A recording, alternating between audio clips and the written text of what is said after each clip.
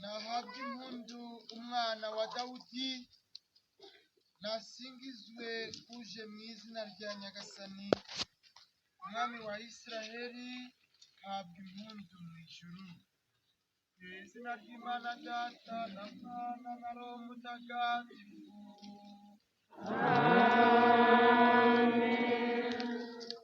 Nyagasani Yesu nabane namwe.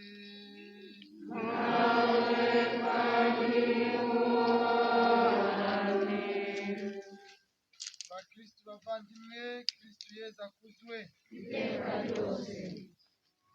Guhera mu ntangiriro y'igisibo twateguye imitima yacu twihana kandi twibanda ku bikorwa by'urukundo.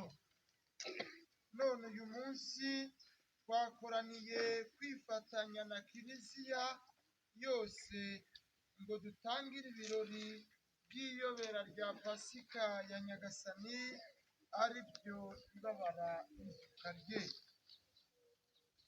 Ajya kuzuza iryo yobera ubwo yinjiranye ishema mu murwa wa Yeruzalemu.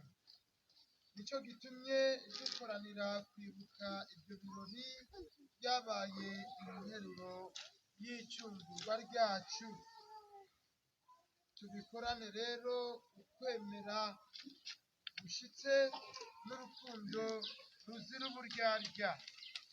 Dushagare Nyagasani muri uko kwakirwa i Yeruzalemu kwatuzaniye umukiro, kugira ngo dufatanye nawe imibabaro y'umusaraba, maze tuzagire uruhare mu kwizuka n'ubugingo tumukesha.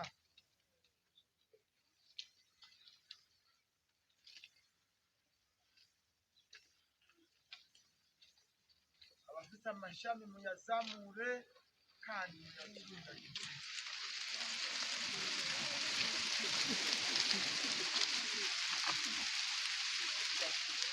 Dusabe Mana ishobora byose, ugahora witeka, aya mashami yawe umugisha uyatagatifuze